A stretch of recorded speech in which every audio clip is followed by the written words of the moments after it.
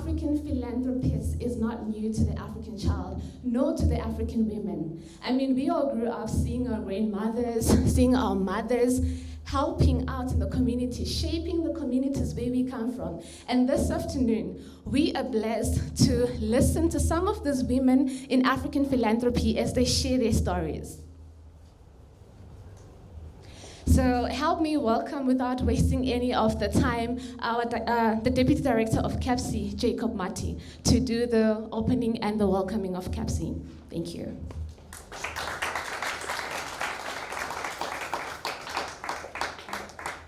Is this where I'm supposed to be? I'm a little nervous. Not because of the audience or the company I'm in, but I was telling some colleagues out there I came rushing because I was in a half-day meeting in main campus, and as usually happens with technology, the booms refused to let me out. And there was no one to get me out of it. I had to walk around campus for nearly half an hour to try and get someone out of to try and get someone to let me out. So I came rushing, thinking that this has started. I was like, God, what am I doing? But I called Tandy to alert her at least, so that everything would have been taken care of. I shouldn't be here. Becky is traveling, the director for that matter. He should have been doing what I'm doing. But in his absence, let me try and fit in his very, very, very big shoes. Why are we talking about women in philanthropy, especially in our part of the world? I think it's is it a long or it's a long-term dream for many, many, many, many years. Part of it, a CAPSI dream, part of it, extra CAPSI. And I'm saying extra CAPSI because the CAPSI itself is a dream which is not a WBS dream, it's not a VIT's dream, it's not a few people's dream. It's a collective dream of so many people, many of them seated in this room today, who have been behind this particular journey for probably even over a decade, maybe more.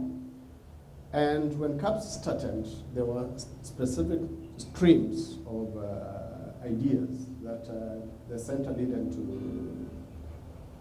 to pursue.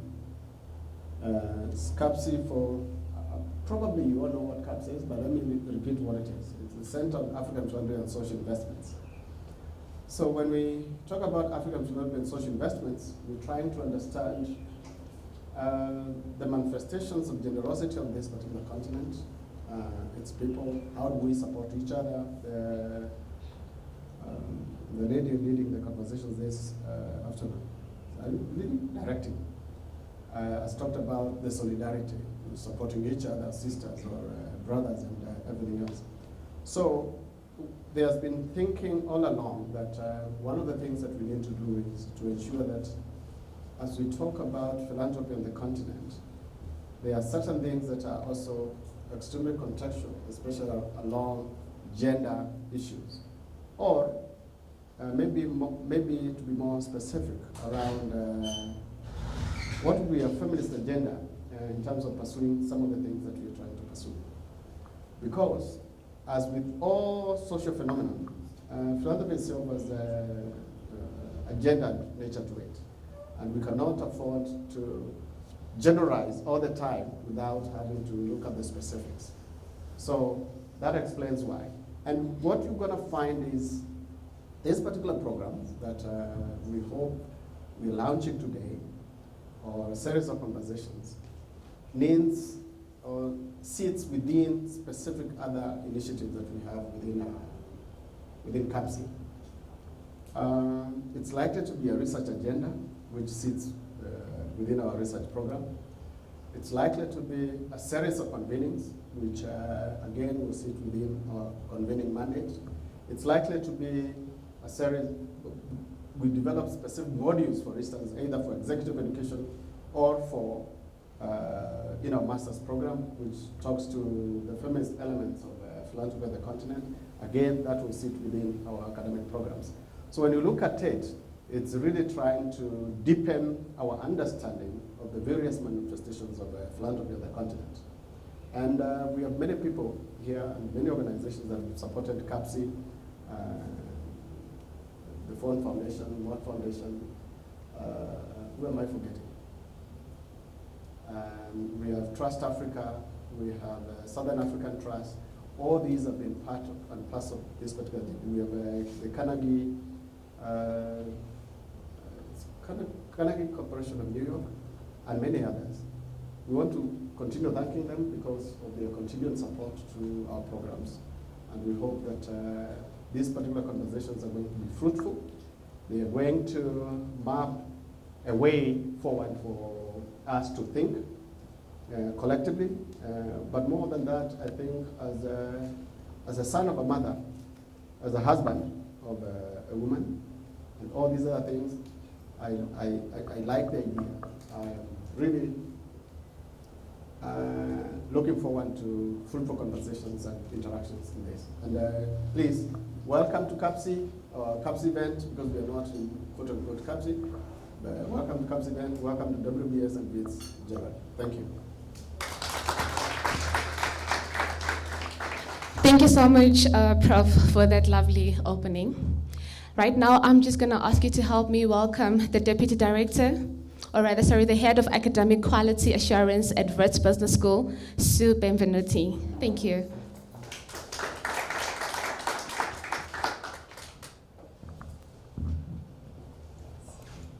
Hi, good afternoon, everybody. It's lovely to see you all here today. I was just asked to say a couple of words on behalf of the school. So, as Jacob said, I've actually been involved with CAPSI for quite a long time, prior to even coming to Wits Business School when I was on the main campus. So I worked with Becky from early days when he was putting together the developments for the academic programs. So I've had a long involvement, and it's been wonderful involvement.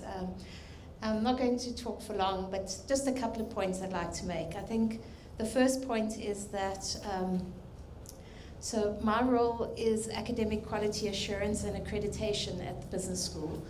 And my colleague here today also works with me in that space. And one of the things that we are tasked with is demonstrating how business education is having an impact. And around the world, business schools are being asked to think differently about what they do, to stop thinking purely around profit and return for shareholders, and to think more broadly about return to stakeholders and how they can create leaders who actually make an impact on their society and the people they work with. And that's why it's absolutely wonderful to have CAPSI in the school. We have an incredibly powerful unit in the school whose sole purpose is to make a difference and who is there to make an impact, and all the work that they do is focused in that direction. And that's why we're incredibly proud of CAPSI at the Wits Business School, because they're allowing us to lead and inspire in very different ways to what other business schools are able to do. So yeah, that is something we are immensely proud of. And the challenge is, how do we continue to do this? How do we broaden the impact, be it through our academic programs, through what we call executive education, but is really about leadership development and training.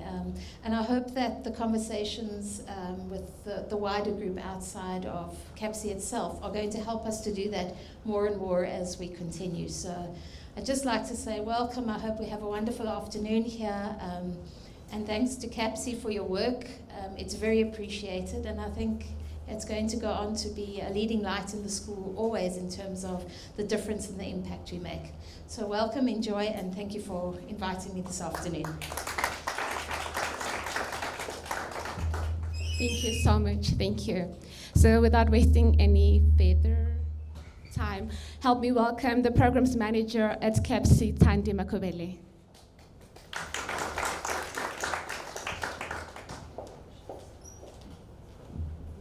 Good afternoon, everyone. I'm going to use my phone to go through my notes. I don't want to miss anything. I am not a public speaker, but I guess I need to lead on this one. I can't escape and say, Mati or Prof. Moyo, please take over because I'm always nervous talking in front of people. Thank you all for coming, and I'm overwhelmed by your support. I'm not going to do a vote of thanks, just to do a program overview. Prof. Moyo will do the vote of thanks at the end. But just to take you through the journey of how we started and why we're here today, this is not the first event where we needed to launch this program. In 2021, some of the people who attended the launch are there. It was not a launch, it was just a lunch to introduce the program to the Vets Business School and to introduce what the concept of philanthropy is about, zooming into women in the sector.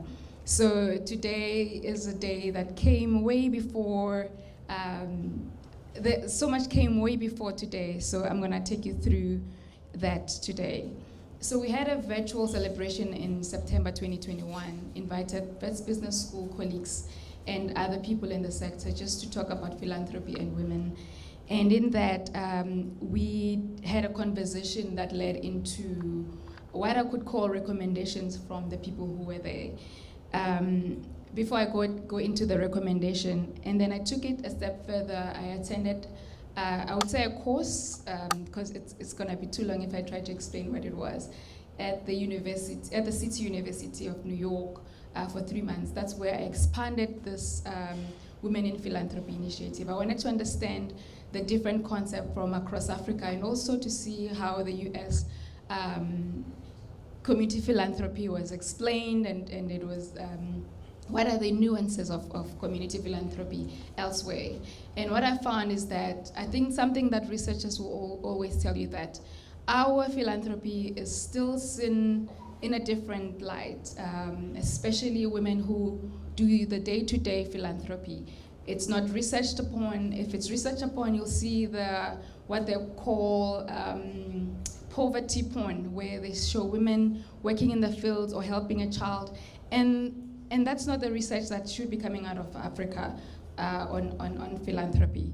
So I thought this initiative should help us bring all those forms of community philanthropies. We've got different forms of giving circles. I think Africans, we don't really call them that, the Stokvels, the Harambis, and other names I don't want to pronounce here in other parts of Africa. So all that is giving in Africa, but are we doing enough to spotlight that, to get those women out of the periphery into the spotlight, to say this is the community work that is being done on a daily basis by women in philanthropy?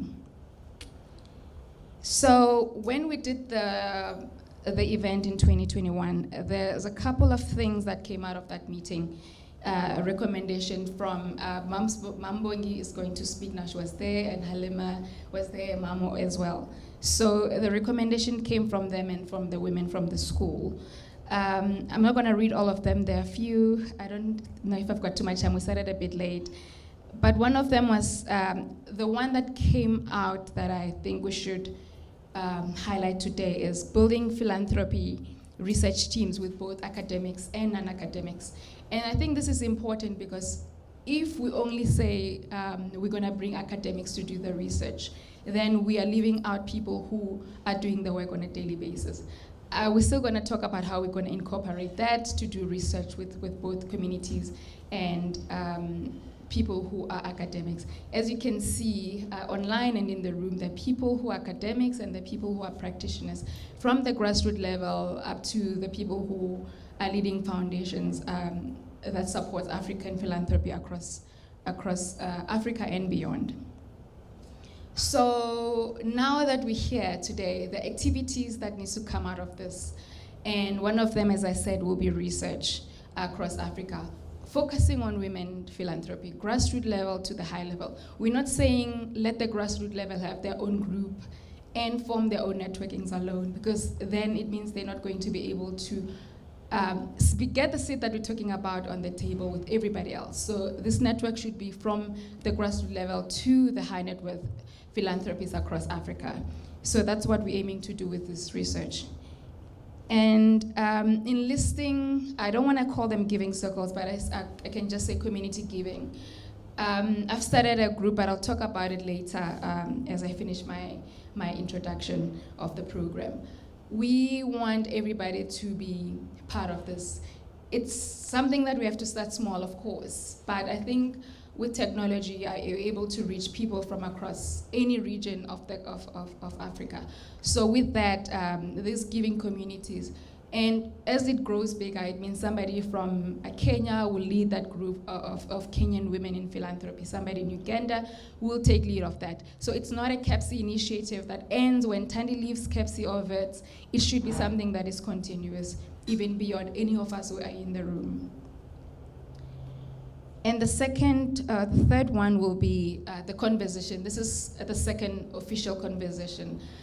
They need to continue with not only within VETS, but beyond that. We need to get women to continue having these conversations. If Thandi has not said anything on the hub or the networking group, if you've got an idea, you've got an initiative, you need to make sure that you include everyone so that this is not something that we hold as, okay, KEPSI started this initiative.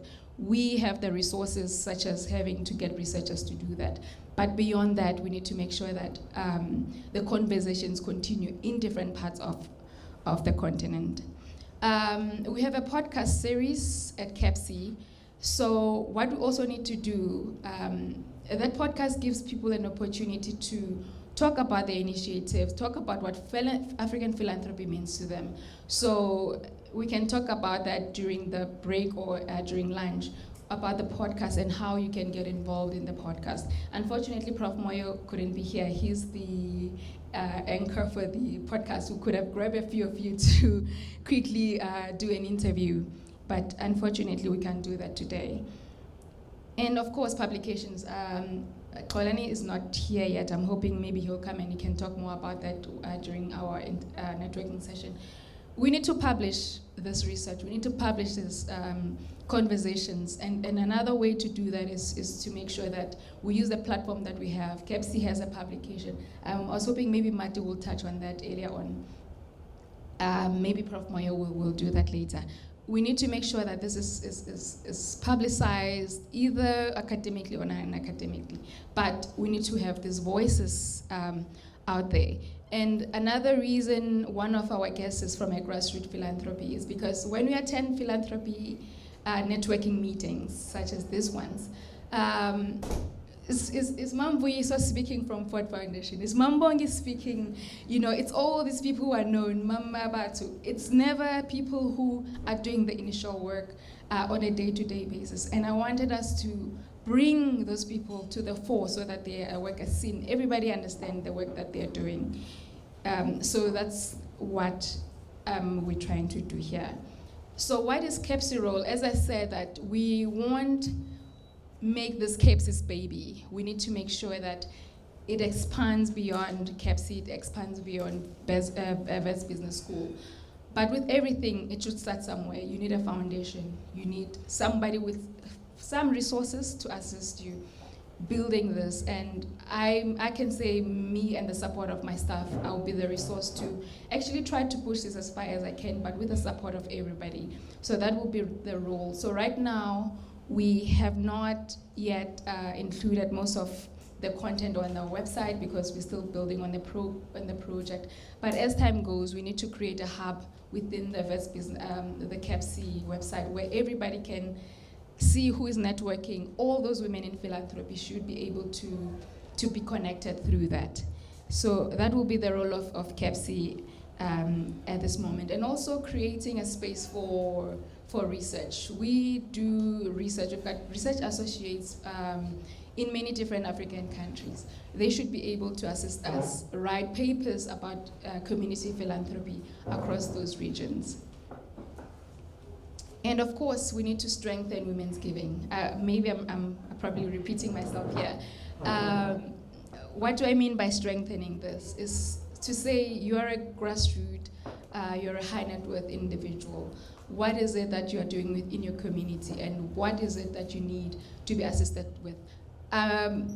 We may not be able to do that through the business school because it's a university, but as you network with other people, you share your initiatives, you might be able to recognize or be recognized by somebody who's able to to work with you on that project. So we need to strengthen that and strengthen the networking. It's important to network.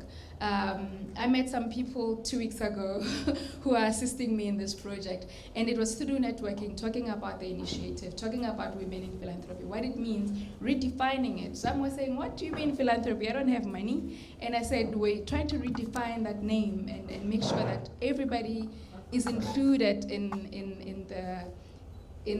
the defining of philanthropy, not only people who are high net worth individuals. So right now, we have a networking group. If you have not joined, just let me know.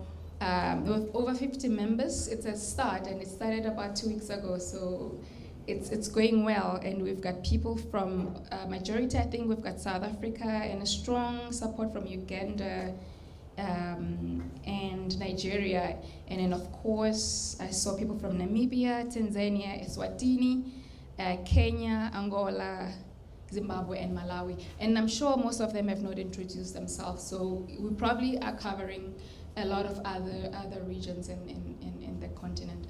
So with this, I want everybody to start rethinking about what is it that they want about their work. Where do you want to be in your community work and your projects? How do you want that defined? Do you still want to be the woman who's begging for a donor to fund them? Or are you a woman who's saying, this is the work that I'm doing, and with more funding, this is how much more I can do? And that's where we start. We don't start from the bottom anymore. We've got resources. That's why I like the idea of giving circles. Say, Tandy, you've got 5 Rand, this one's got 20 Rand. Let's start supporting that kid. If the support comes from anywhere else, but this is where we've started, and that is philanthropy. Like Nesisa said, that our mothers, our grandmothers have been doing this for many, many years, but it was not defined that way. So with that, thank you so much for being here, and I'm hoping that the conversation will continue. Thank you.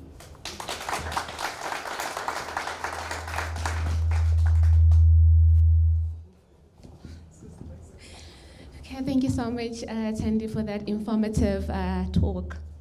I'm hoping that we will definitely utilize the networking session as she's spoken, because it's definitely going to help a lot of people here. So moving forward, I would like to introduce one of the strongest, bravest people. Born in the Kingdom of Eswatini, she completed her high school in South Africa and took a gap year to travel around European countries and also worked as an au pair as well. She holds a bachelor's degree in psychology with a double minor in business management and family science with Anderson University, Indiana in USA. She volunteered at the Boys and Girls Clubs of America and decided that she would return home to help as many girls as possible to know their truth. She returned to Eswatini in 2012 and began working for a preschool training project called Educate. After serving at Educate for 3 years as a trainer and eventually the operations manager, she moved on to work for the Law Commission as a strategic support manager. This woman, she's eventually decided to expand to other communities, and through this work, the Brave Girl Initiative was born. In 2022, the first Brave Girl Conference was held, where girls were sponsored to come to the conference as well. With her team of 8 volunteers of women, they hope by the end of 2030, girls in rural areas will be able to attend after-school programs, develop healthy habits, know their worth, have a holistic approach to life as well. Ladies and gentlemen, help me welcome the founder of the Brave Girl Initiative, Patience Nxumalo.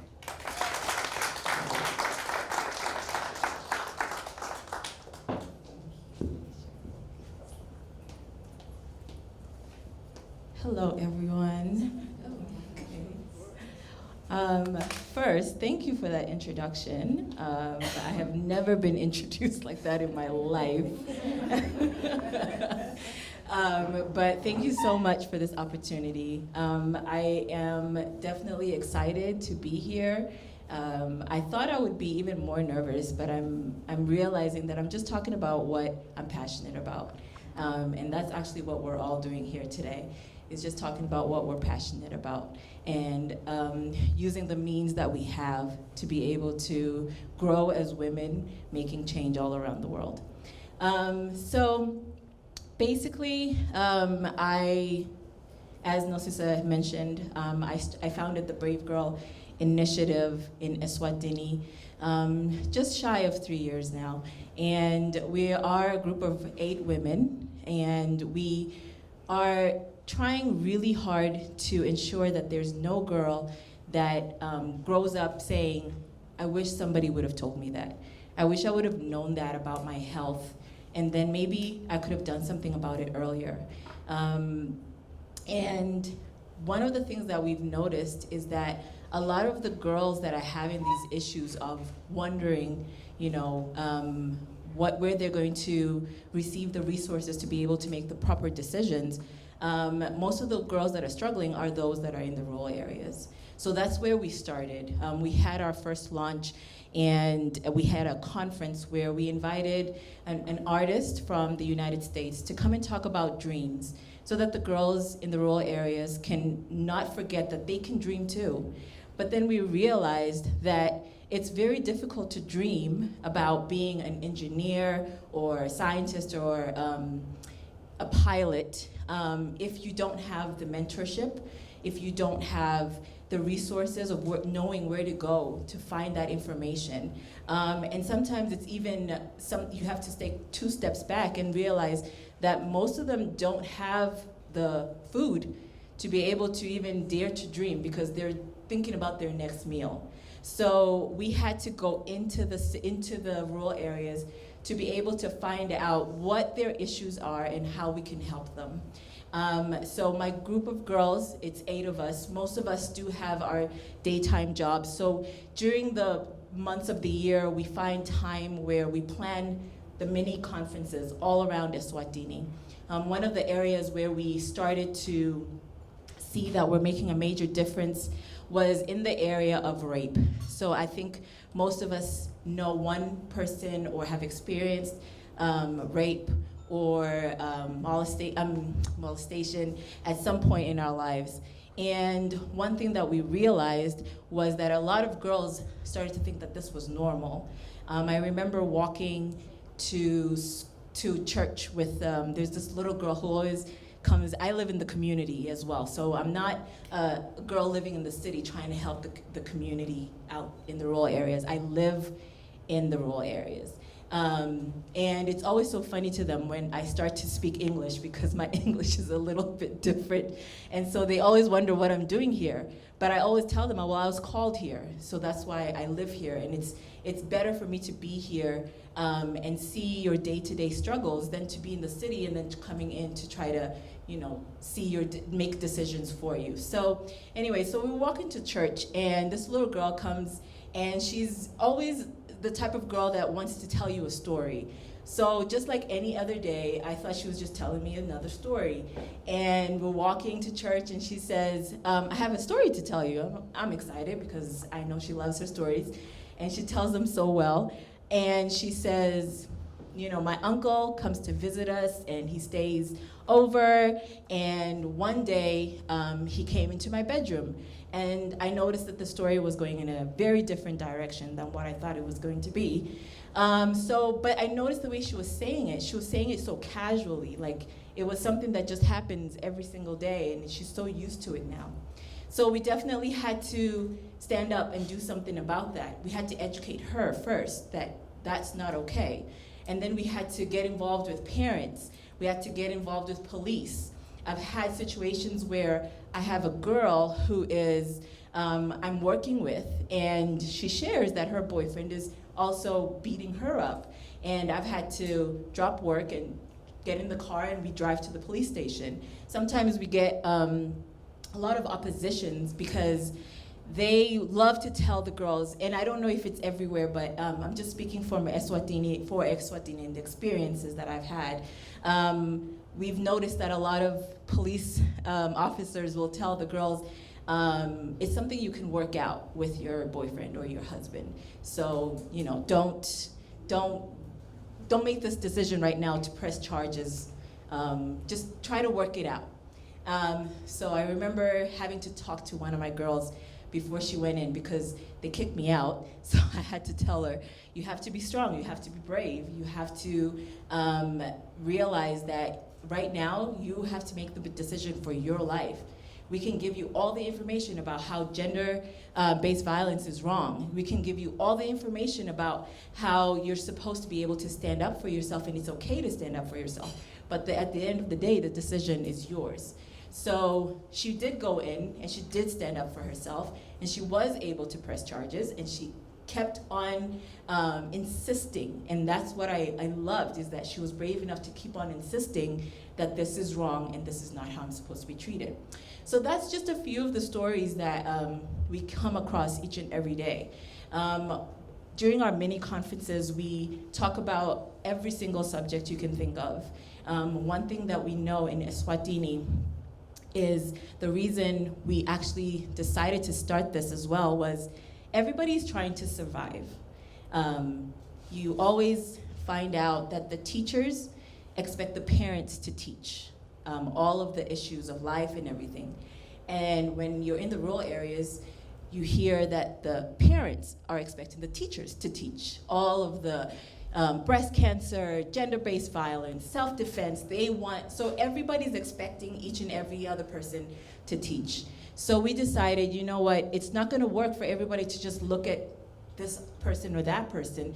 So what about if we are that team that even goes to the school to say, you know what, we will create a mini conference, we will provide everything, all of the experts that need to come in, which we are so glad that they do because they come in as volunteers, they take their time, whether they're a CEO of a business or something, and they come in and they take that hour and they teach the girls about what it's like to be a bank manager, or what it's like to be an artist, or what it's like to be a police officer. And we never know how that person's story is gonna affect that girl, or how that girl is gonna be able to look at that person and say, hey, I wanna be like her one day, or I wanna do what she's doing one day, or he's doing one day. So we have our conferences. We usually have about 3 or 4 topics that we're gonna be speaking about that day. And those topics are, when we go to a certain community, sometimes we'll talk to, if it's an orphanage, we'll talk to the people, the directors, and ask, what are the girls struggling with? What are they not comprehending? What are they not learning? And what are they missing in their lives? And we remember there was a Site of Hope orphanage in Eswatini, and they said the girls are very, they're easily pressured from friends, and it's not even boys, it's actually friends. So a lot of the friends will pressure them to start doing drugs or being disrespectful. So we talked about peer pressure. We had games around peer pressure, demonstrations about peer pressure and how you can avoid it, or how you can stand up for yourself and make the right decision, because it's gonna affect you later on in life. So these are just some of the things that we try to teach the girls. And we also concentrate on making sure that the girls have opportunities for after-school programs. So for example, we teach beading, we teach sewing. There's one girl who wants to be a pilot, so we're trying our best to take her over to the airport so she can experience that with a pilot, maybe get inside and see what it looks like. And they appreciate it because, one, they're from the rural areas, and not a lot of people come in there to try to make a difference. So for us, it's a privilege to be able to be selected to do this kind of work. One thing that we also take a look at is the education system in Swaziland. Sometimes it is weakened, and especially in the rural areas. So we always tend to say it's kind of forgotten to have those new subjects come into the rural areas. So you'll find places like Waterford, which is very well known in Eswatini, and those areas will receive all of the funding to be able to start after-school programs or introduce new topics like engineering. But in the rural areas, it's not so much like that. So we come in and we bring an expert engineer, and we have to gather the girls and talk to them about that, because we don't want them to have only 3 or 4 choices when it comes to their careers. We want them to know there's an expansion. There's so much that you can do. So it's something that we care about because we know ourselves that we've gone through it. We've gone through that time where we're trying to decide a career, and then maybe you just fall into what everybody else is doing. So it's not, and most of the women that are working with us are not women that are from the city. And some of them are, but not a lot of them are. So they understand coming up the way that the rural girls are coming up. And giving them that opportunity is very important to us. One of the things that we have coming up, and I love this, is I think everyone knows that The Little Mermaid is coming out in theaters. And so we've decided that we're gonna take as many girls as possible from the rural areas to the movie theater. We're gonna rent it out. We'll see how that goes. And we're going to have them sit and watch a movie. Many of them have never done that. So we don't want them to experience those things later on in a way that it's, sorry to all the men in here, but in a way where it's a guy luring you in saying, I can take you to the movies. And it's your first experience in the movies. Wouldn't you like to go to the movies? And they say yes, and then they say yes to something else, and then something else, and something else. So, and most of the time, if you've never experienced that, you want to experience it, you know? And if he's giving you flowers, you've never had flowers before, so you're gonna take the flowers, and then you might, you know, break your flower. So, because you're trying to please that person that's giving you a new experience. So we want to be those people that give that experience before it becomes, they start making bad decisions in their lives. So one of our other programs that we have is the Give Love program. So I'm sure there's so many of us here that it's, even if it's us or somebody else that we know, you have a difficult time 1 month. Maybe you can't pay the bill. You can't pay the electricity bill, can't pay the water bill, you can't buy diapers for your child. We all know somebody, or we've all experienced that at some point in our lives. So what we do is, a lot of the girls, after they become Brave Girls, they're allowed to come and say, hey, this month I'm struggling, we don't have food at home, can you help? So we gather food and we take it to their house. Last month we had a lady who was struggling to get electricity for her house. Something simple for most of us to do, but for her it was a little bit difficult because she was just starting back up learning preschool training. So she had also been in an abusive relationship, gotten out through our help, and was starting to volunteer with us.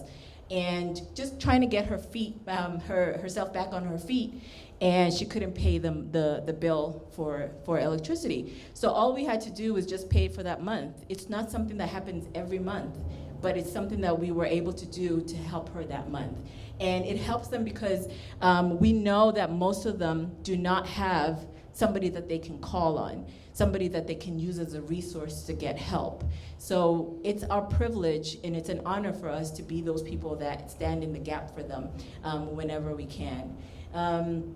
So one of the questions that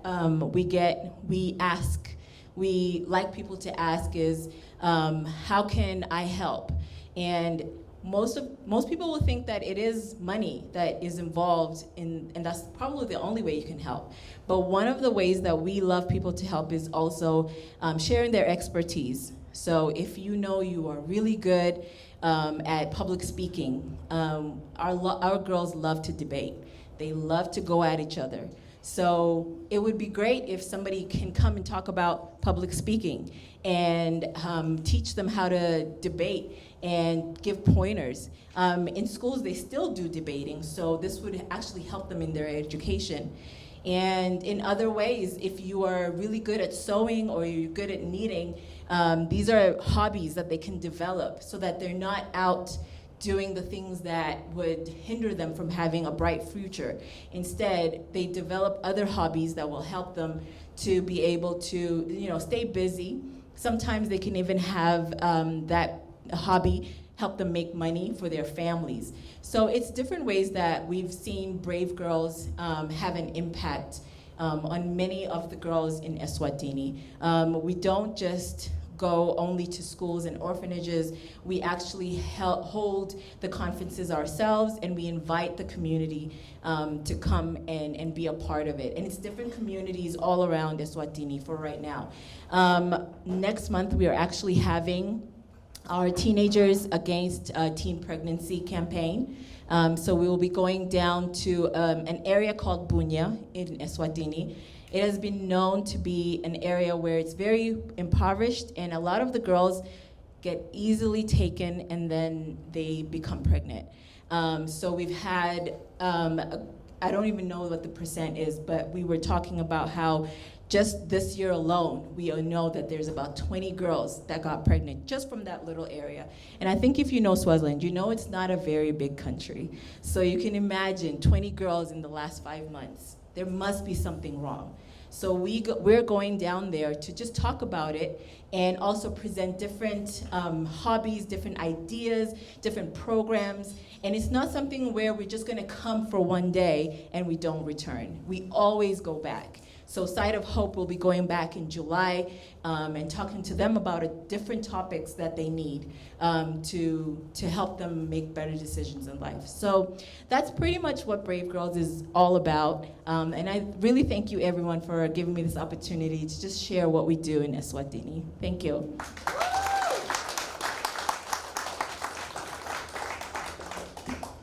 Thank you so much. And I'd like to believe that I am not the only one that thinks that the Brave Girl Initiative is doing a great job.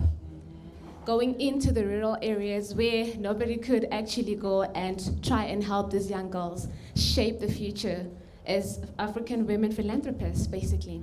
Moving forward, I would like to introduce one of the women in philanthropy as well. She is an independent researcher and consultant with over 20 years of experience in the field of philanthropy. Her work focuses on advancing the narratives, practice, and impact of philanthropy in Africa through the lenses of power, agency, and social justice. She works closely with institutions such as Trust Africa, the Ford Foundation, and others at the forefront of supporting and strengthening African philanthropy. She's an associate researcher at the Center for African Philanthropy and Social Investment and serves on the PSJP management team. Ladies and gentlemen, help me welcome Halima Mohammed.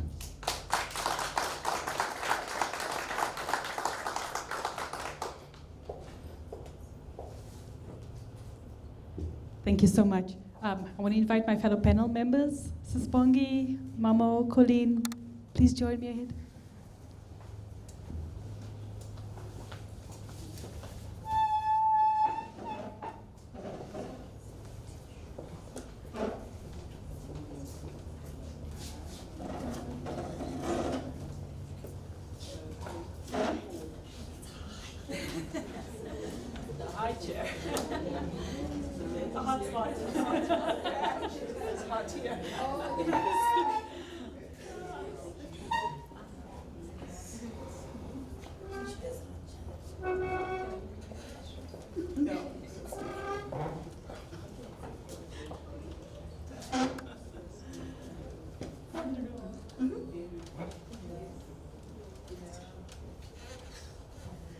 Welcome everybody in.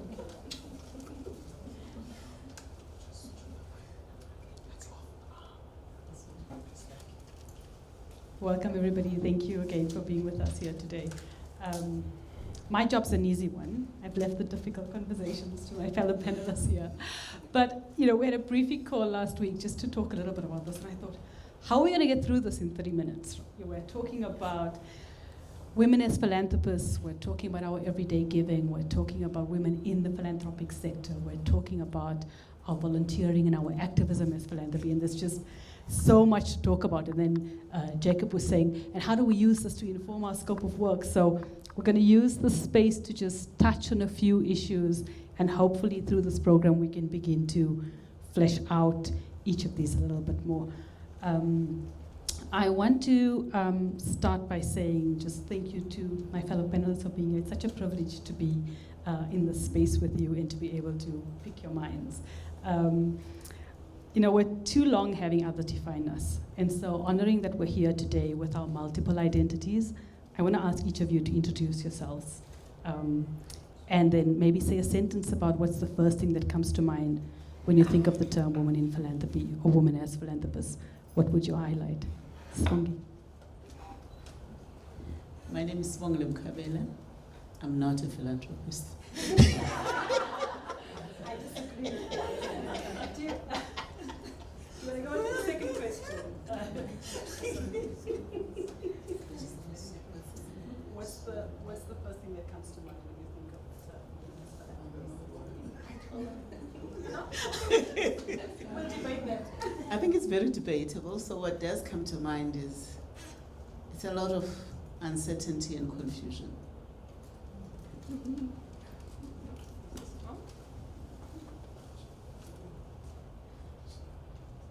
Women in technology, we could also. Hi, everyone. My name is Colleen Lomona from Genderlinks. Is it working? Two. Colleen Lomona from Genderlinks. Can I say more than a word? Yes. When you say women in philanthropy, my response is women are philanthropists. They just don't call themselves that. They always have been, always will be. And it's just one of those typical gender things that we never claim it, but we are. Hi everyone, it's just an absolute pleasure to be here, seeing friends, colleagues, people who navigate the space as well. So my name is Mamutsidisi Mohapi, and question is? What comes to mind? What's the one thing that comes to mind when you think about this topic? I think well, for me it's power. When I think about women in philanthropy, I think about power, subtle power, often power that's not recognized, that sits with women in philanthropy in particular.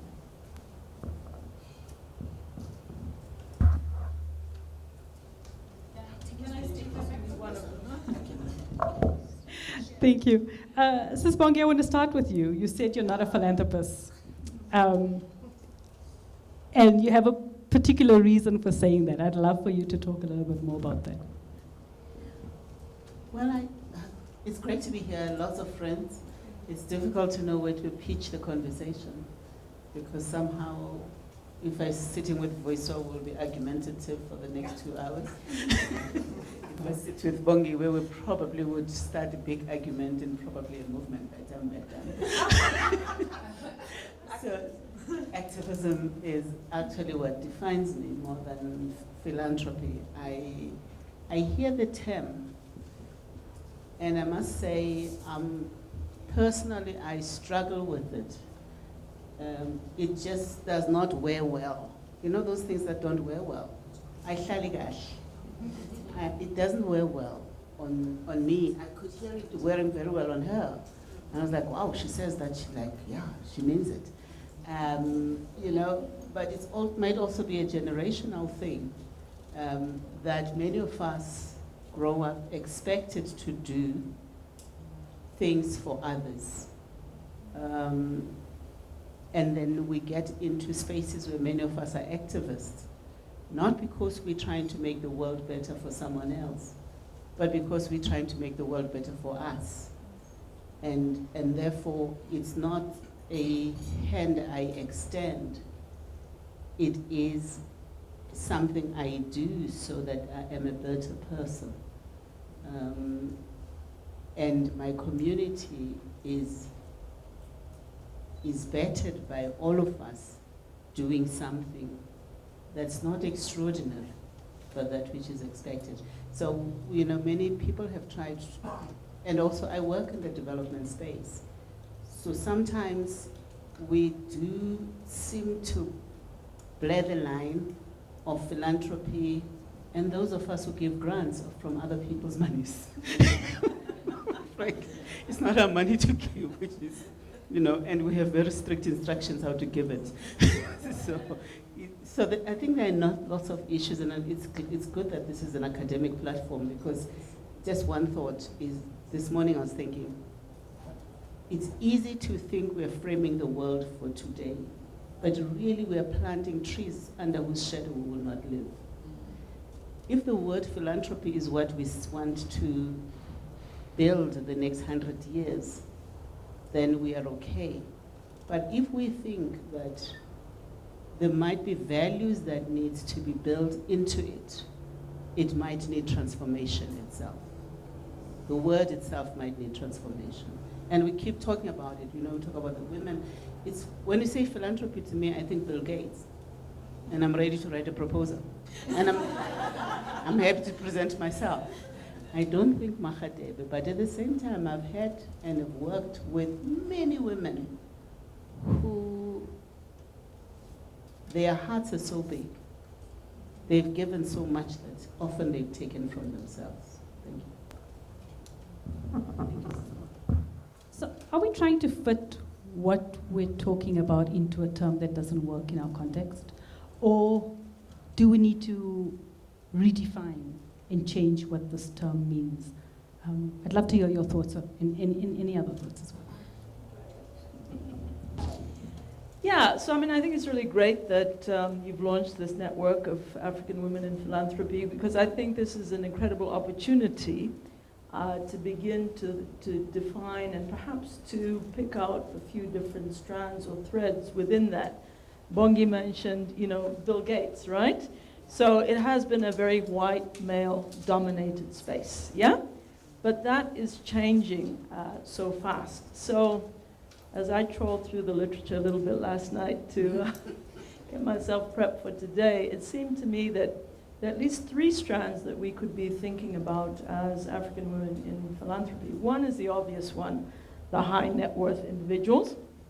Speaking like Bongi, as someone working in the development sector, we have been mesmerized by this idea of how do we get a foot in the door of the Oppenheimers or whoever, Maybe just ask if they have a little petty cash box somewhere that we could maybe dip into. And it is a very confusing, I think you used the word confusing, a very confusing space for us in the nonprofit sector. How do we access this? Until I went to the US and did a little study visit and met with Human Rights Watch, which, by the way, gets all its money from public giving because they can't take money from governments.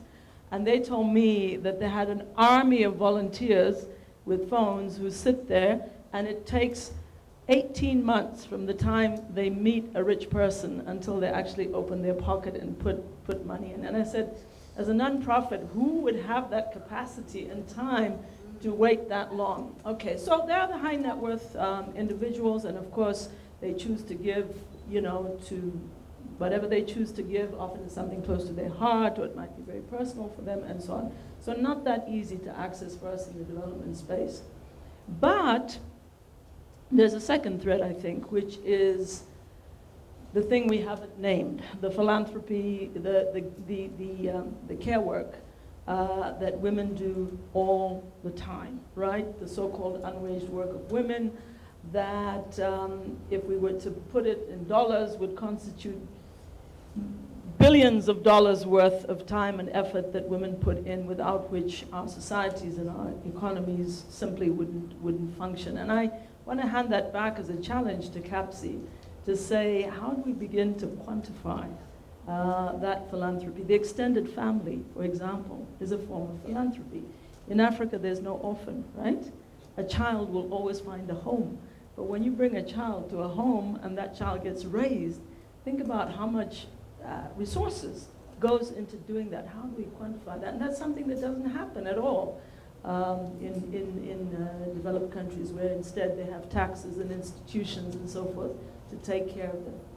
And then there's a third strand that really fascinates me, which is us professional women, right? We're not high net worth individuals, but we have skills that we can use to leverage resources. So if we think of Africa, if we think of high net worth individuals, and there are some very strong African women emerging, like Tsitsi Matsiwa in Zimbabwe, for example, who's very much involved in the philanthropy space. But then, if you look at professionals, women who have influence, who can use that influence to galvanize resources. Someone like a Graça Machel, where would we put her?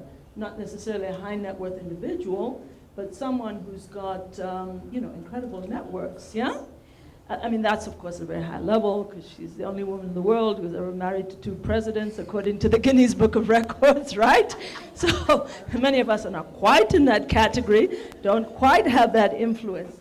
But, if the opportunity arises in this panel, I'll tell you a little bit my own personal story as well, and how I started to dabble in philanthropy and realized that all the skills that I have gained as someone working in the development space, how I could use that within a small family circle to create a small trust that has now, brought lots of interest in philanthropy and making a difference, I think, to people's lives. So I think each one of us can think about what is it that we have.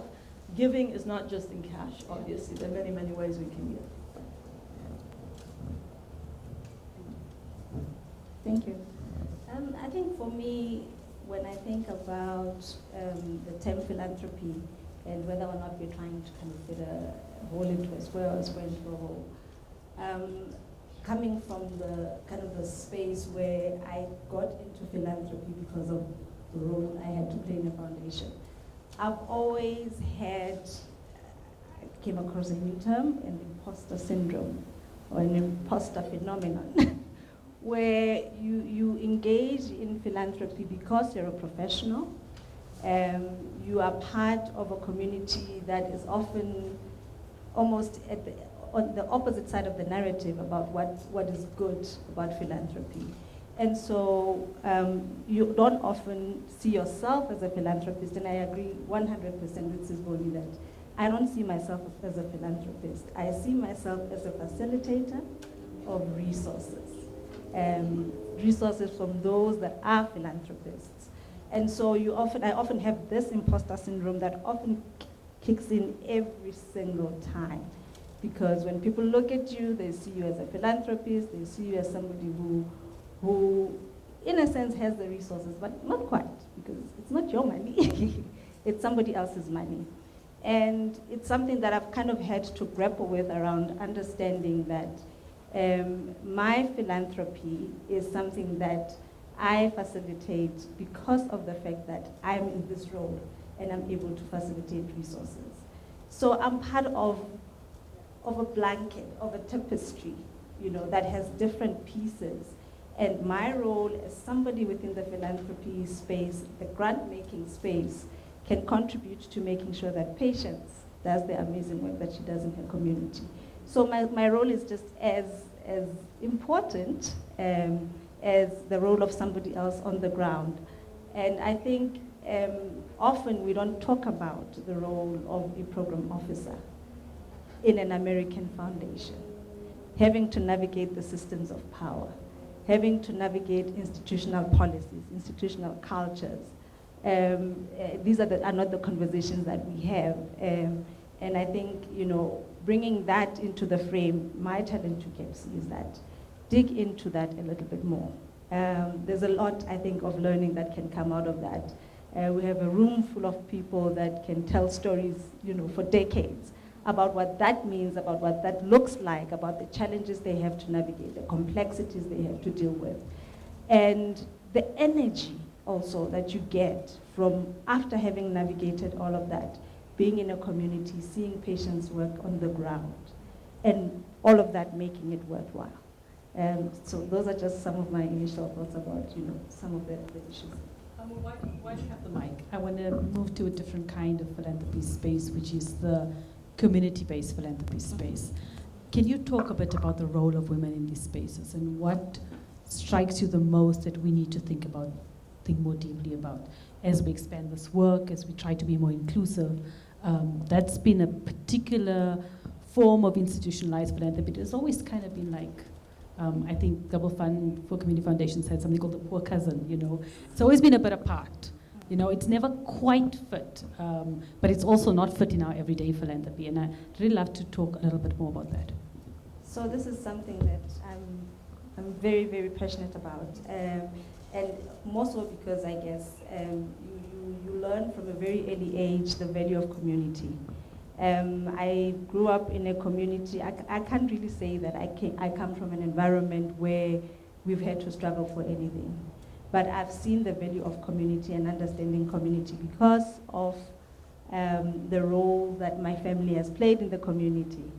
And so I understand the power of, building local leadership and local power.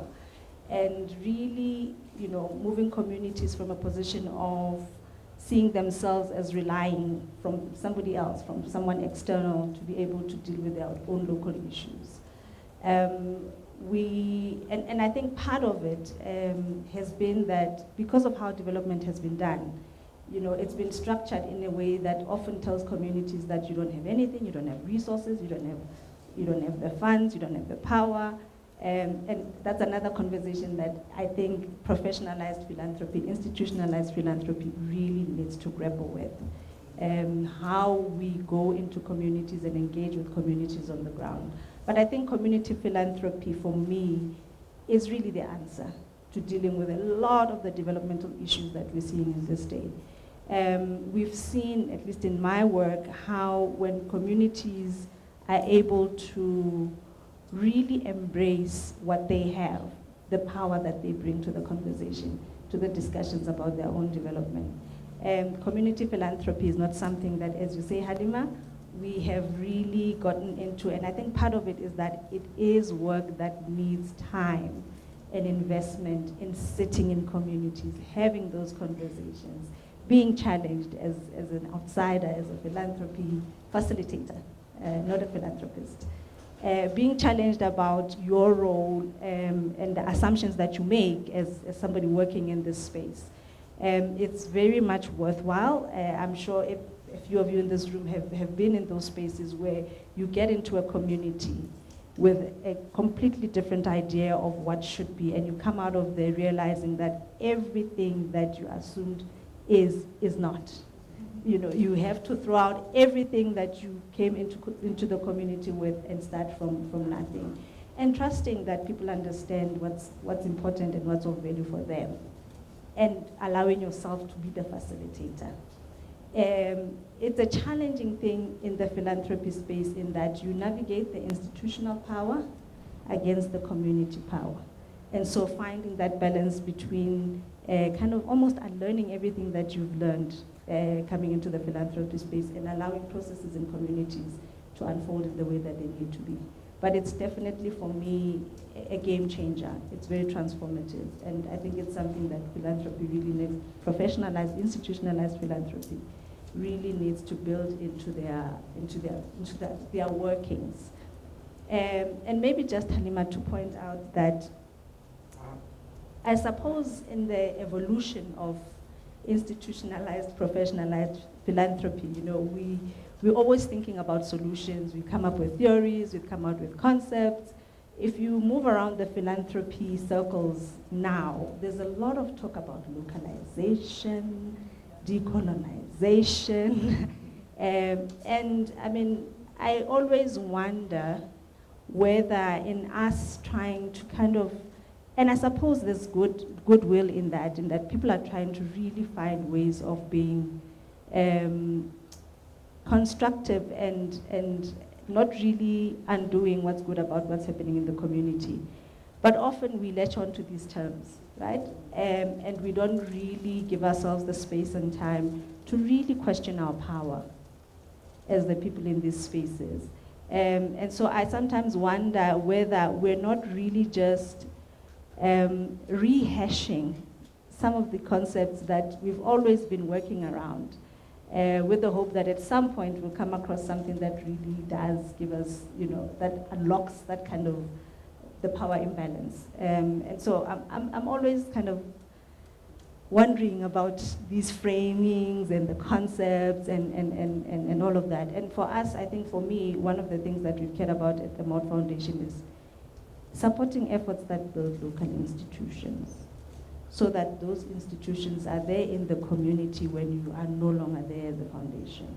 And for me, that's a long-term significant investment that you can make as a philanthropy facilitator. Thank you. Thank you, Mama. Colleen, I want to move to something different. Jacob talked earlier about how we do our work. And there's a speaking of terms, there's a conversation around what does it mean to think substantively about women in philanthropy, which we have not, for the most. Do we need to have a gendered approach to philanthropy? Do we need to have a feminist approach to philanthropy? What's the difference between the two? Talk us through a bit of that. Wow. Okay, gendered approach. So, again, it's not necessarily my field of expertise. I wonder if I'm a facilitator of resources. I like that. Probably more so than anything else. But the gendered approach. So there are, a lot of studies out there around, do women give differently than men? What are their motivations for giving, and what do they give to? And again, because it's not my field, I don't have all of that information at hand. But when we look at gendered approaches, essentially, are there differences between women and men in terms of what they do, in terms of what the outcomes are? So for a fact, there's research that tells us that when men give, it's largely so they can put their logo on it and so that they can be seen, right? Whereas women tend, again, without stereotyping, to give because they believe in the cause, they're passionate about it, they don't necessarily want their name to be put to it, they're much more interested in what are the outcomes of their giving. So for that, and also, of course, there's research that shows that women give much more readily than men. It's, they put their hands into the purse more quickly and in a much more, much less kind of logical and reasoned way. It touches their heart, and so they give. In terms of feminist approaches and what is the difference between a gendered approach and a feminist approach? Well, the definition of feminism is simply one who believes in equality between women and men. So for me, the line between gendered approaches and feminist approaches is a very thin one. It's much more about the term feminism having been loaded with a lot of negative connotations. But I think we are very much in the process of reclaiming that term. And I believe very strongly that it's not only women who can or should be feminists, it should be men as well. So we have in Canada, for example, a president who proudly calls himself a feminist and who has a feminist foreign policy. So did Sweden until a while ago, but now they've reneged on that with the new government having come in and announcing that they're no longer feminists. So I think that it is just a matter of terminology, and I think that feminism is a term that we should embrace and that we should reclaim, like many other terms that need to be reclaimed, and not be shy of talking about feminist approaches to philanthropy. One quick statistic is that a very, very low percentage of philanthropic resources go directly to women's rights organizations, maybe less than 1%. Another interesting statistic I learned when I was at the Lilly School of Philanthropy in the US is that that Americans give as much to animals as they do to animal rights organizations as they do to women's rights organizations, which is a bit frightening. So I think from an advocacy point of view, if we're looking at feminist funding, if women are the ones giving, then why are they not the ones receiving? That to me is a very interesting research topic. Thank you, Colleen. Sisibongi, I want to build on that a bit.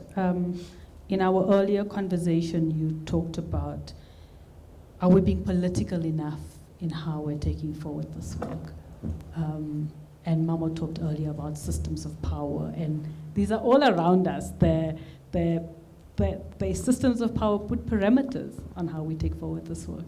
Can you talk a bit about that? I'll try. And I think it's very loaded and it has a lot to it. But I also just want to point out that philanthropy is not value neutral. And all along it's been seen as a powerful instrument of the powerful who give X as well. It still carries that unless we re-socialize it. It has not been re-socialized for it to begin to carry the kinds of things that we are now trying to load onto it. So the issues of class are still very much in the word philanthropy. As much as we try to say, this is not how we are doing it, but unless we re-socialize it and we're deliberate and intentional in doing so, we will carry into the future something maybe whose time might have come. Maybe the next generation should have the space to redefine what it means. This development and all development happens within a political space and political context, and often as much as the issues of women. It's all in the end very political. And sometimes when we are in development forums, and because the debates, especially around philanthropy and so on, are coined from outside, we come in late. And we come in and we find ourselves in organizations that we want to retrofit to something else. We are a people. The one thing that Africa does not do well is to plan for the next 30 years and is to think what the world should or could look like 30 years from today. I think because we retrofit, we always have a sense of we need to catch up. We need to catch up with where the US is on philanthropy. Whereas the US very much emphasizes, as much as when you're reading now, you can see the language is changing. But it's not changing with a political intention or an economic intention. I had someone, I thought, got it right, and he said, philanthropy will die with capitalism. And I think it will, because it is an unequal in society that also makes us and it takes away from, for me, why I will say I'm not a philanthropist. Sometimes I feel it takes away my activism. Yeah, I feel it takes it away, and it kind of receives me into the gentleman's club. And I don't want to be in the gentleman's club. I like to throw the stones from outside. Gentleman's club. But it's also, there are values of people who do what they do at community level. And if we try to cover them all with this one blanket, we might change their values and what drives them. The woman who was giving in a community with no sense of ego is suddenly elevated as an individual. And is, so it's not things that I could say, are concrete in my mind, but there are people like yourself who really could assist us to articulate these issues, to not too readily put everything under this huge blanket. To think about what our people are doing, why are they doing it? What are the values that are driving the giving that's going on in community? Let's not quickly say it's philanthropy. Let's understand what it is. And if it is philanthropy, then we call it that. But I think we're calling it out too soon. Thanks. It's a really interesting challenge to all of us in the She's room. throwing stones. They'll break some windows, don't worry. She throws hard. This has been a really, really interesting conversation, and we have a few minutes more. Do we have about 3 minutes more? So if each of you could take just a minute, and there's so many other things to still say. We will have some Q&A after this, but I wanted to give one opportunity to our panelists in a minute to talk about, if we're talking to CAPC, talk about one thing we need to better understand, in addition to what you talked about. One thing we need to better understand if we want to support and advance the space of women in philanthropy. Well, it's what Colin already said. We are the people who give. Why are we not receiving? And so I don't think you can have this debate without going to affirm that this is our space. How we define it, it's going to be up to us. And so I would say for KEPSI, women have to lead. And we're already having women coming up and leading philanthropy. in both strains, you have the more capitalist excess wealth strain, and you see, new wealth going there, and you see not so much the old wealth. I think the new wealth is coming in strong on the women's side, and some old wealth.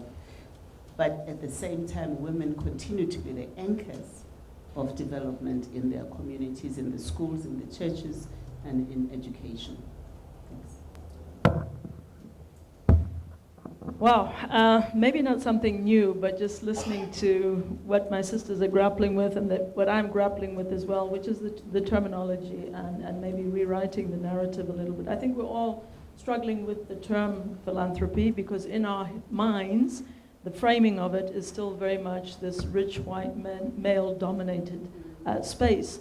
And so for us to call ourselves that, so we find other words like facilitators of resources and so forth, because we're feeling uncomfortable about that terminology. But like so many other things, it is because, we regard that as the norm. So what we need to do is throw a few stones, and shatter it a little bit and open the space and rethink, reframe how we see it as we launch this new area of African women. I think we have an opportunity here to rewrite the narrative, and that's what you as researchers and others can help us with, so that in 10, 20 years' time we can come here and feel comfortable about calling ourselves philanthropists. Even if we're not giving money, we're giving so much of ourselves all the time, so why not call ourselves that? And get some back, of course. Thank you. I think the issue of terminology and language has been covered significantly, so I'll focus on other issues.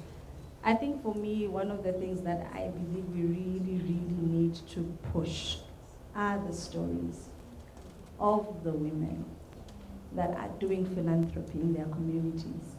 I don't think we can ever get to a point where we say we've done enough, and so it's sufficient, we don't need to do anymore. We still have stories of giving and philanthropy coming from elsewhere that are talking about giving and philanthropy in Africa. I know people that are in these conversations, this is something that's been said a lot, but I think we need to keep saying it, we need to keep talking about it so that we don't lose sight of it. We need to have those stories elevated. I think over the years, there's been a community of women that have been involved in professional philanthropy in Africa. I think they have a story to tell. I think if you were to sit with Vuiswa in a room and ask her about her experiences as somebody who's had to navigate, the philanthropy of the North, white, she'd have a lot to tell. If anything, for younger, women that will find themselves in these spaces at some point. And lastly, I think we talk about communities being the custodians of their own resources. We talk about them being the ones that have the solutions. And I think documenting how that happens in communities led by women is something that I believe really would elevate even more the philanthropy of women in communities. Thank you. Thank you so much, and I just want to thank Patience for her reflections with us earlier. Prior to this, the formal proceedings, we were having a conversation about whether what they were doing was philanthropy.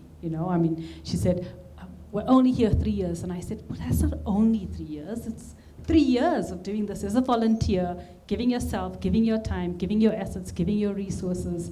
So let's rethink this narrative, and the challenge to the professionalized sector is how do we open up these spaces to people like Patience and other associations and fora where philanthropy happens in so many different ways that we don't recognize, because we're still stuck in that mentality of it's professionalized, it's formalized, it's top down, it's men giving, you have a grant, you have a particular system, it must go to your board for approval, and that's just one very narrow slice, and I think the challenge is to have to broaden this out. Thank you so much. Don't go. I want to open this up to the floor. We have 10 minutes for conversation.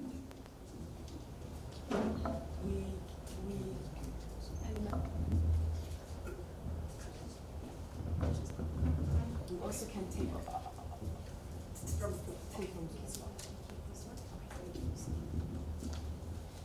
So we have a hand in the back first, and then the second one in front, and then I'm going to come over to this one. Sorry, if you can just introduce yourself first.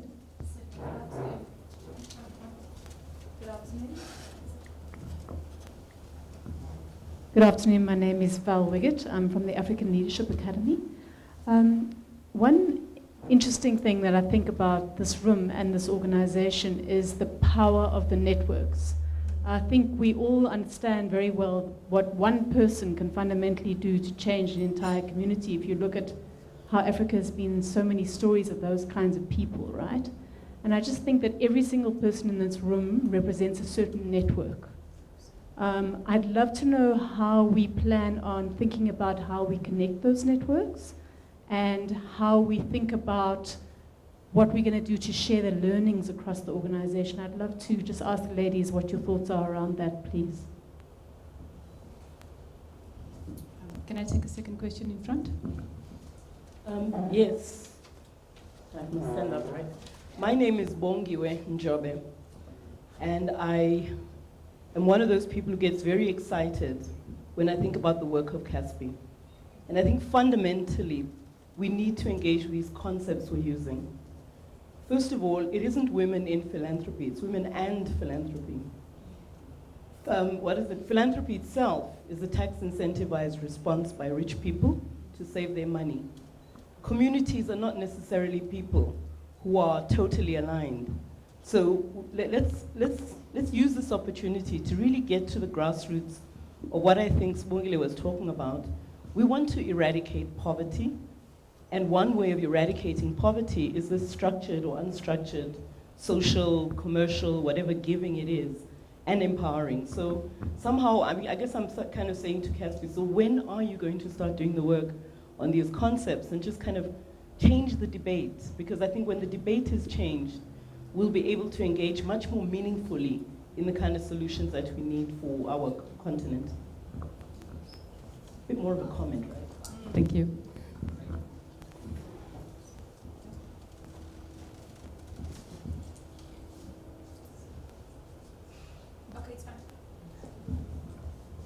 Okay, sorry, thank you so much. I'm Keynote Lovu from the Vet School of Governance. And thank you for such interesting and provocative conversations that you've put up there to challenge us. So the interesting part of all of this is that the continuation of what we see every day, and yet we know where money resides. We're launching women in philanthropy, and it's a room full of women. 1, 2, 3 men, 4, 5 in the house is always the case. And it's a sad reality because it keeps on repeating itself. Once you mention women, and it gets to be let out there and be left for women to do it. It's their thing. I just wanted to ask about the different spaces that you occupy, doing the amazing work that you've shared with us. What other alternatives can we use to broaden the network? You know, because as capitalism has it, the money resides with men. And if they're not coming to the space to engage, and we've been, I think for years and years, we've been talking about that, but it's not changing. Do we have any other different mechanisms to use? Because even in different spaces of gender-based violence, when we're trying to have those important conversations, they do not come forward, yet you know, they're responsible you know, for some of these problems that we're trying to explore. So I'd like to know if we can share some of you know, strategies that we can employ to broaden the cycle. Thank you.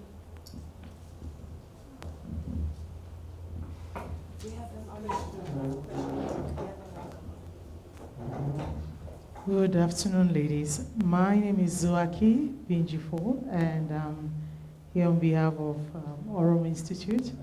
And I think mine is a convoluted one, with a comment and a question.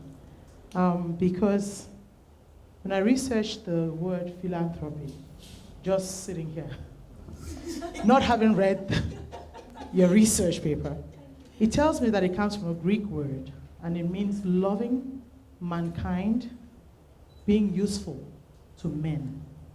So being helpful to people and relying on, obviously using your resources or other available resources to be of help in showing love to mankind. So first, using this as a basis for my comment, I want to understand, I think one of the challenges I have as an African woman, and I don't do well with labels, is that we are very easy adopters. We are extremely easy adopters of Western policy tendencies, phrases, labels, and so on and so forth. And my challenge with that is, I think these words came about, and the word philanthropy, if you hear what the root meaning is that in the West, it was initially this. The outcome of what became philanthropy was that a system was built for volunteerism, charity work, and that system birthed an ultimate word called philanthropy. And the system is what? Whether you're, no matter where you are, for example, in the US, you're expected to show loving kindness. And it is measured and determined by what university you get admitted to, places of leadership you are appointed to, and so on and so forth, whether you served in the military. And so tangibly, as an average individual, you are measured by the goodwill activities you do in society. So they've set systems to do that. And therefore, when they coined the phrase philanthropy, now that kind of denotes rich, middle-aged white men or whatever, there is a system that tracks that, just generally. The challenge with Africa is that we do the same. We do that by very nature of being an African woman. I don't even have to be called philanthropist. If I read the root word, I am an epitome of the meaning of philanthropy. However, we do not have the system to capture the outcomes, to capture what we really want, which is the outcome. And so I think that is probably what I would enjoy a discourse of that manner. That is rather around how do we build a society that appreciates the value of loving mankind, helping others, using all your resources, as opposed to just having the word philanthropist. Thank you. Thank you very much. I'm being reminded for time. I want to give a quick 1 minute each here, and then we have one question online and 2 questions online. How many minutes do I have? Okay, 2 questions online, and I have 2 questions, and we're going to end with Jacob, and one final word to you. So, anyone want to take any of the very interesting conversation? I just said to Colin quickly, which was philanthropy and defining it.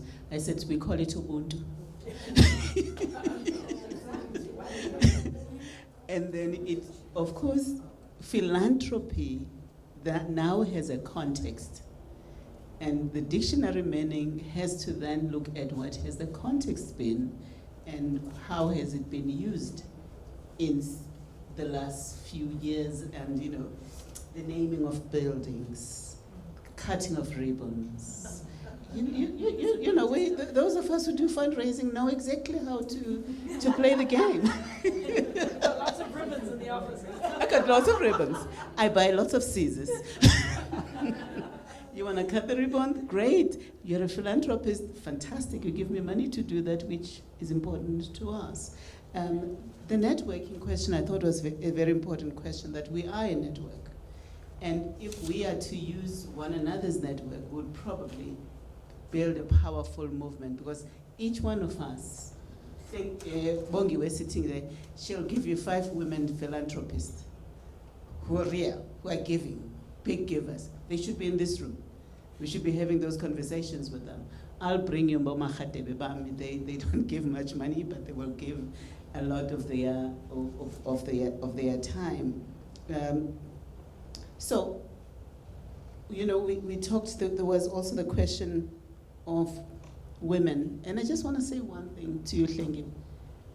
No one ever gives power. You fight for power. And if women are sitting there and waiting for men to come into the room to hand over power, it's never going to happen. Thanks. Wow, when you read that dictionary definition, I thought we've got some gender work to do here. Mankind for men and so on. And then it prompted me to think, should we even be using the word philanthropy at all?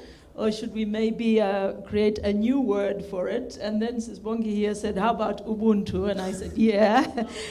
But you know, the concept of Ubuntu, Harambe in East Africa, the Stockveld, for those of you who come from Zimbabwe, the Nhimbe, you know, where someone is in trouble and then the whole community come together for a day or whatever and help that person. So we have so many of these homegrown, you know, concepts and terms, and are we going to reclaim this word and infuse it with new meaning, or maybe come up with a new one? Well, I think there's a lot of work for CAPSI to do. From my sister here, the reminder of the difference between African women in philanthropy and African women and philanthropy. That is so, so important. Thank you for that correction, yeah? Those two words make all the difference. So, and philanthropy gives us a much broader space. On networking, just a very quick note, just a very practical thing. Of course, obviously now with the internet and so on, the possibility of networking is endless, overwhelming to some extent. But perhaps to keep remembering as we do our networking, African women in the diaspora. I think there are so many out there in the US, in the UK, all over. I mean, African women are everywhere. And many of them are just crying out for the opportunity to link up and to do something more meaningful, you know, in Africa. So let's keep that in mind.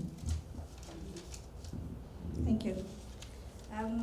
Maybe just to start off with the networking question, I think there's almost a wave, I would say, that's happening at the moment, where these conversations about women in philanthropy are happening. So I feel like it's a moment in time that we find ourselves in, and those spaces become that much more critical. I know there's colleagues that are joining from Uganda that have also been part of other networks that of women in philanthropy. So there's definitely a lot that we can kind of galvanize, not just here in South Africa, but I think across the continent around what women are doing in other spaces in as far as this discussion is concerned.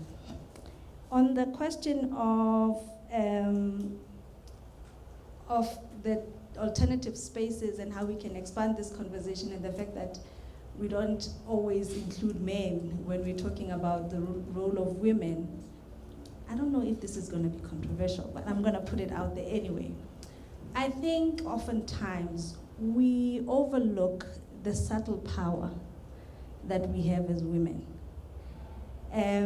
When you think about at home, you know, in a very patriarchal society where everything is geared towards men and men being in charge and the power they have, everything that happens around the home happens because a woman makes things happen. It happens because you navigate the systems that you are decked, or the stack that you're decked. What's the phrase? The deck that you're dealt. You navigate it and you use your subtle power to make shifts and changes happen in that environment. And I think often when we talk about, and I hope I don't offend the feminist movement, I feel at times that we really throw that out as we fight the power or want to transform the system, or, you know, and I really believe that there's power in that. So as we really want to take the space and own the space, we should not lose that. We should not lose the subtle power that we have as a woman. every man will tell you that half of the decision he makes in the boardroom is conversations that happen in the bedroom.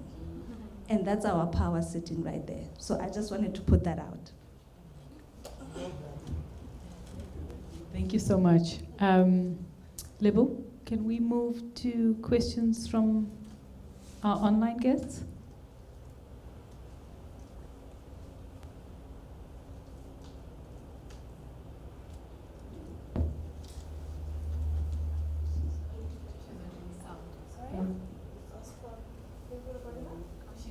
I think she's on mute. No, we can hear her online. Oh, there we go. Cool. Please go for it. Please go ahead. Okay, can you hear me now in the room? Yes, we can. Please introduce yourself and Great. then your question. My name is Jacqueline Asimwe. I work with SimSource Africa. We are geographically located in Uganda, but our vision, our mission, our passion is Africa. My question indeed is around lexicon, and just a few thoughts. One, maybe indeed that's an interesting place to start as we start this project. What is the name? Or is a rose by any name still a rose? Because it's also, for whom does it work to get caught up in but what is it really? I think we can all agree, indeed, like Mamo has said, that for millennia, women have been a part of, integral to the way African communities have expressed themselves and continue to thrive. And I think for me, the issue is, can we name it and can we tell it? Because and that for me is the power of this project, that there is a moment to give narrative, to give space, to give room to shine a spotlight on the ways that women give and the ways that women are generous, the ways that women enable communities to thrive. If we go to the Greek meaning of the word, which is love, maybe indeed we are going to interrogate and shine a spotlight on the ways that women love, right? Through money, through time, through talent. And that too is okay if we want to call it love. But the other way is to say that we are reclaiming as a political act the word philanthropy, because maybe now as it's expressed, it excludes. So our fight is to make it inclusive, which is where it started, right? Including all peoples and all women in this word. And so maybe it is a political act to reclaim that word and to see women and all women, black, white, yellow, red, when we think of the word philanthropy. Those are my 2 cents. Thank you so much. Thank you, Jackie. I'm going to have Jacob have a question, and then I have 2 more. Mine is actually not a question. Okay, go ahead, Jacob. Is it okay?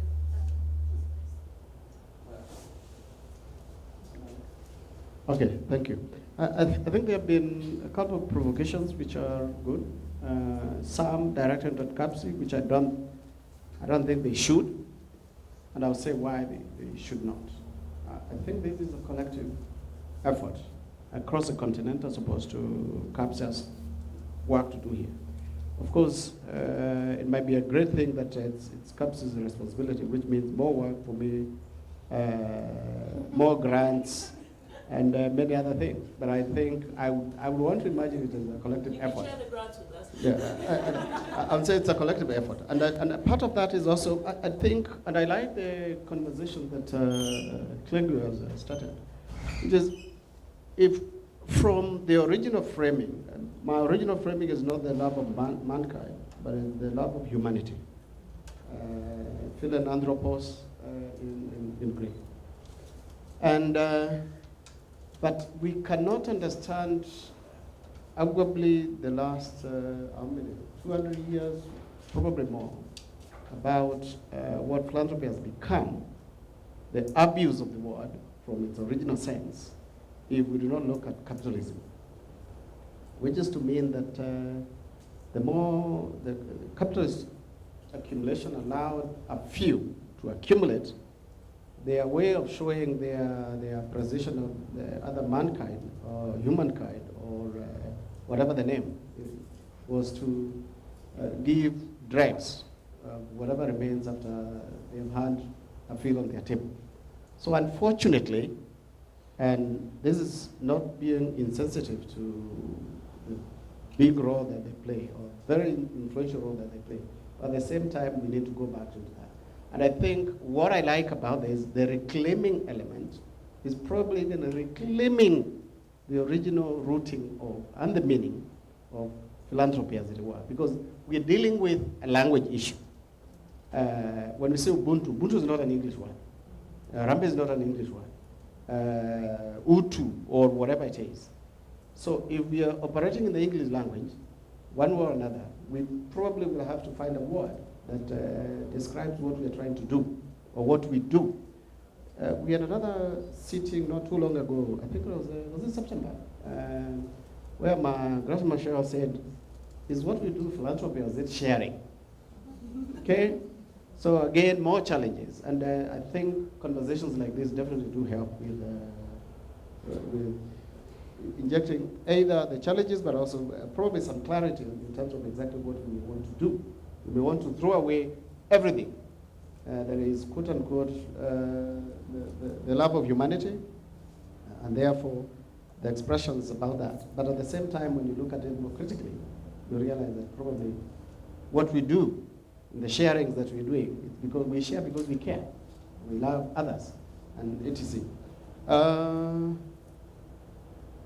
But it's at the heart of it, if the reclaiming has to happen, we probably need to go back into questioning the fundamentals of capital that allow not just the appropriation of certain norms, which are everywhere, at all levels, but then we start thinking that so-and-so is the philanthropist because he has all the opportunities of cutting ribbons and those other things.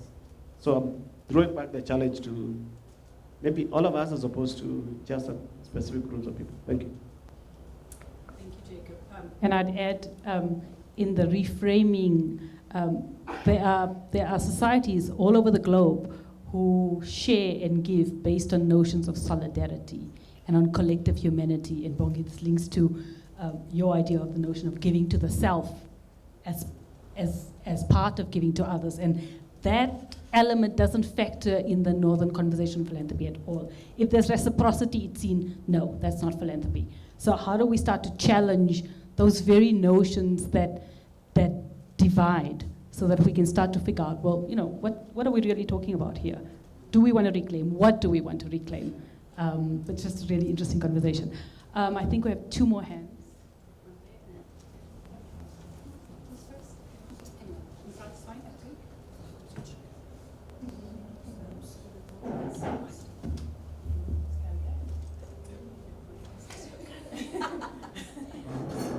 She's making me stand there, like you didn't make everybody else stand. That's your fight with labor. Okay, hi everybody. I don't know if you could hear me.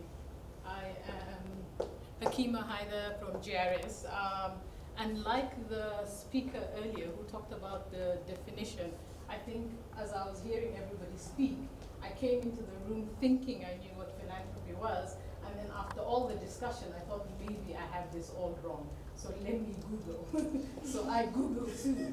But what was quite interesting was her definition and mine are completely different. Oh, yeah. And the algorithm actually, yeah. So my definition says the desire to promote the welfare of others, expressed especially by the generous donation of money to good causes, which is. Thanks. This is the Oxford Dictionary. So yes, so when I saw this and when I heard her speak, I thought, okay, so this algorithm is real. And we all get different definitions depending on what we Google and how we think and how we see things. So yeah, so my definition spoke to me. And I think my definition more or less comes down to the black tax that we talk about. So we frame philanthropy as black tax, like it's something negative that we do type of a thing. And I think as we're having the discussion about reframing, it's that. And then I also work in the migration space, and I think Colette mentioned a bit about the diaspora. And in terms of remittances to the continent, remittances is much higher than aid money is. Yet, we hold aid money much higher than we do remittances. And what is remittances? Remittances is black people giving to black people. So when we think about, I think everybody who's paid school fees, medical expenses, and the rest of it, for anybody else, as a philanthropic institution, it would be called a scholarship. But if you're paying school fees, it's not seen as philanthropy. So I think as we're thinking about redefining philanthropy, and I think when we think a white man and giving, and in terms of people getting black taxes, we too give. And I think it's maybe elevating our giving that we need to do, and our rethinking about how much we actually do give. Thank you. Thank you, Akima. Last question at the back. I'm going to miss your camera height anyway. You won't see me. Unless if I sit down, even if I stand there, my head will be cut off properly. Good afternoon, ladies. My name is Mabatu Mabuya. You know, as we're scribbling through our notes and frantically, because this is such a great conversation, and I'm hoping not to put in controversy or throw in more confusion or get others to join me in my confusion. But I'm kind of, and it's two things back to the term, and I can see we spent a lot of time around that. We spent a lot of time around that, and what comes to mind is around if we say that a philanthropist is anyone who gives, right? And we're trying to shape and form this space, we may have to admit to be exclusionary so that we can be inclusive one day. Because I'm not trying to be a pessimist, but I'm trying to see how do we get the shape and form of it right, so that it can grow the legs and house all the different contexts and contributions that we want to bring into the sector.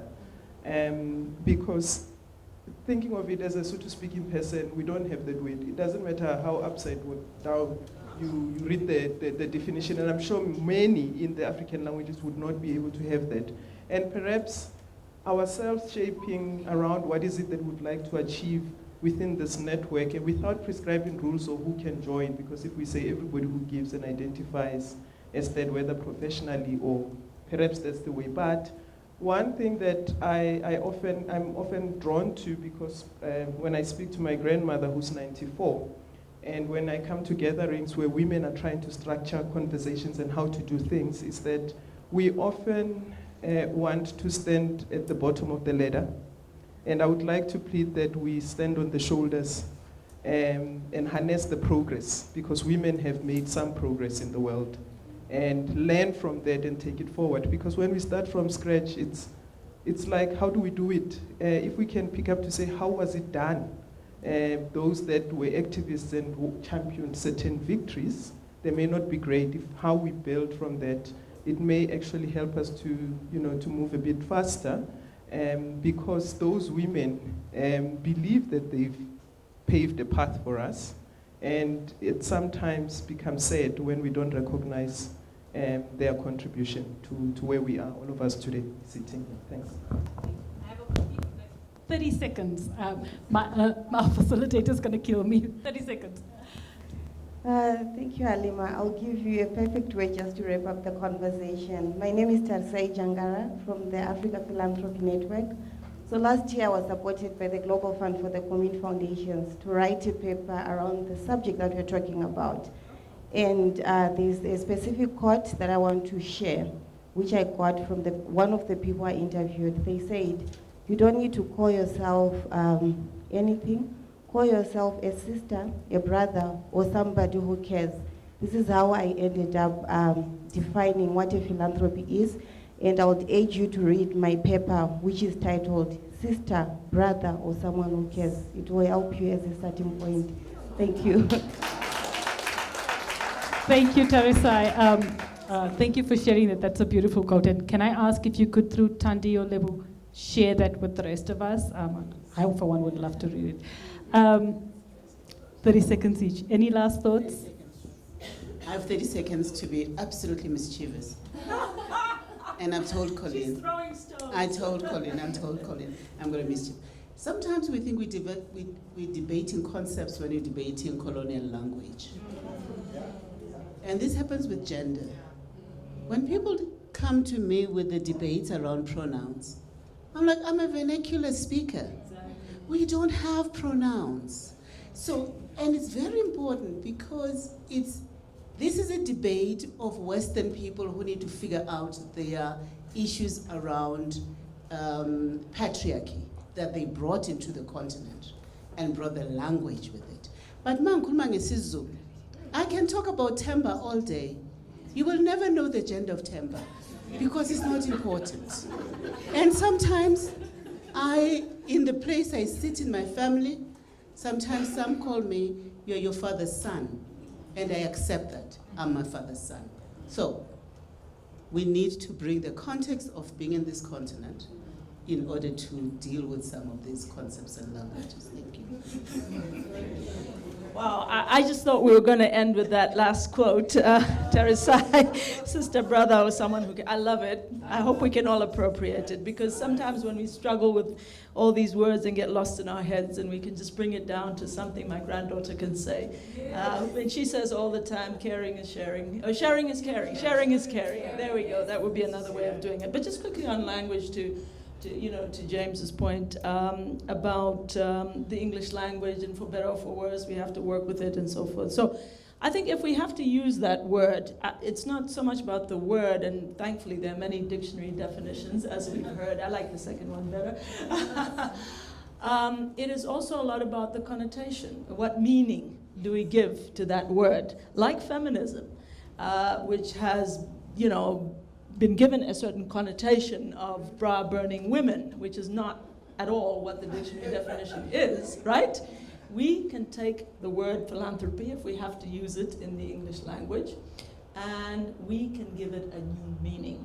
So my challenge to CAPSI, online helps us do that now, is to do a quick survey across the African continent and find out in all our different languages what would come closest in meaning to this, and then use that to reappropriate, infuse the word philanthropy with our own meaning. Sure, that's a tough act to follow. I think for me, my final thoughts are that we are part of that big, beautiful blanket that's made up of different patches of different color that warms up in winter, that covers when it needs to cover, and that gives shade when it needs to give shade. And I think these conversations, help us, become that stronger community of practice. And I hope the network can grow. I hope it can really infuse what's come out of here. And lastly, I'd like to congratulate CAPSI on moving it to the point that it is from the initial online conversations that we've had. Thank you. Thank you so much. We have two text messages that have come in that have been asked to read out. There's a comment from Mike Wycliffe which says, in my thinking, reframing philanthropy in a truly African lexicon involves embracing African values such as Ubuntu and communalism, incorporating indigenous knowledge and traditions, focusing on empowerment and capacity building, prioritizing cultural preservation and heritage, adopting a holistic approach. By doing so, philanthropy in an African context becomes a reflection of African identity, strengthening communities, empowering individuals, and contributing to the overall well-being and development. And then the last comment from Vicky, I want to appreciate Mamu for articulating so eloquently the confusion, guilt, imposter syndrome nestled in conflating one's professional role in a philanthropic body with identifying as a philanthropist. I think that in itself calls for us to own the term philanthropy, because how else do we know who is and who isn't, and what it is and what it isn't? In owning the term women philanthropists lies the opportunity to model the philanthropy we want to emulate. What in the current definition makes us shy away from it? Can owning the term help us reclaim and rebrand it to speak to our views on philanthropy? I think we need to own the term. Okay. Thank you, everybody, and thank you for bearing with me, our facilitator. We've taken the luxury of expanding the time, but just thank you again to all of our panelists for a really, really stimulating conversation. Thanks.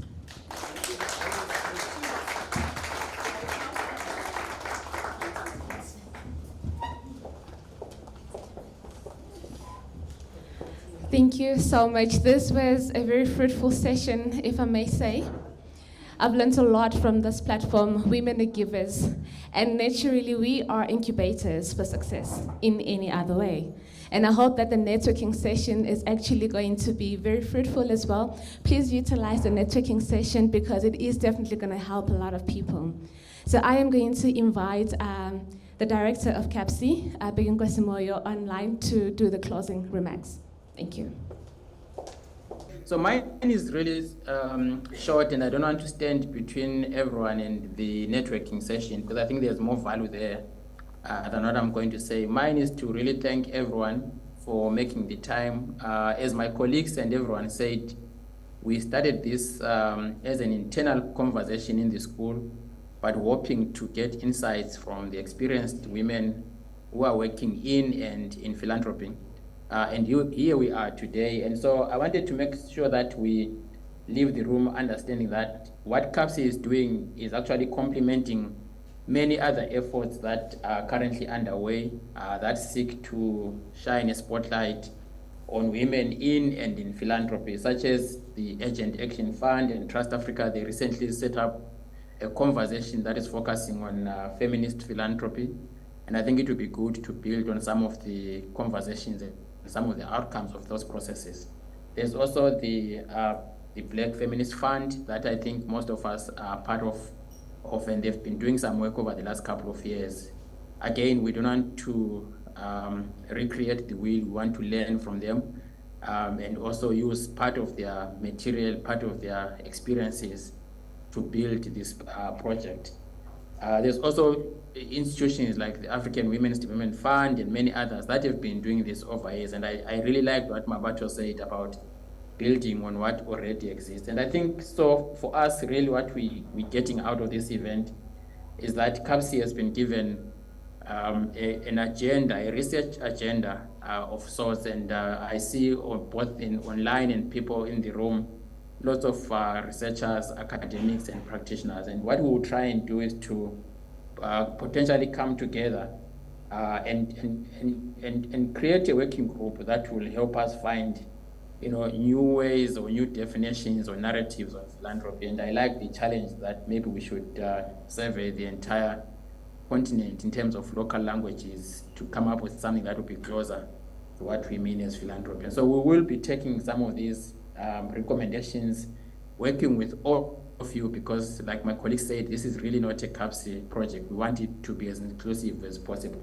So I really want to thank everyone, the speakers, my colleagues there, the school, and everyone who participated for making this one of the early conversations we are going to have going forward. And so I wish everyone some good lunch and deliberations during the networking session. I hand over back to you colleagues there online. Thank you.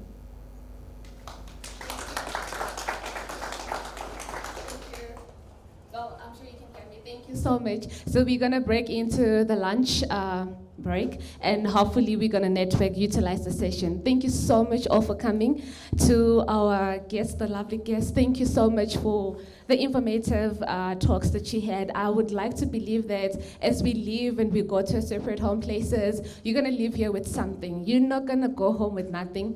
I'm sure there's a lot of things that we have all learned, different meanings of philanthropy, knowing a lot of things, the concepts that we've learned as well. So please utilize that and let's network and keep the networks.